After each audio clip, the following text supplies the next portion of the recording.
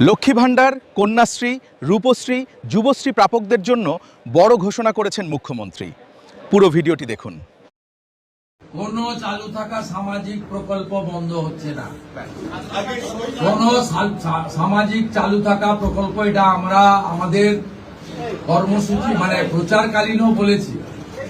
কোন চালু থাকা সামাজিক প্রকল্প সে 30 বছর আগের হতে পারে, 10 বছর আগের হতে পারে, কোন সামাজিক প্রকল্প আমরা বন্ধ করছি না।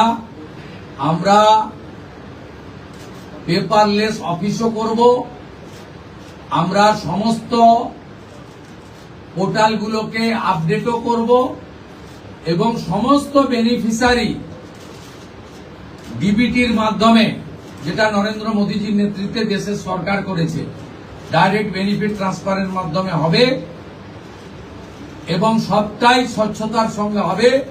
আপনার প্রশ্নের উত্তরে আমি পরিষ্কার বলে দিই, যে স্কিমটার কথা আপনি বলেছেন, আমি শুধু ওই স্কিমটা নয়, চালু থাকা কোন সামাজিক কল্যাণকর কর্মসূচি বন্ধ এই সরকার করছে না, কিন্তু ট্রান্সপারেন্ট স্বচ্ছতার সঙ্গে সেগুলো হবে।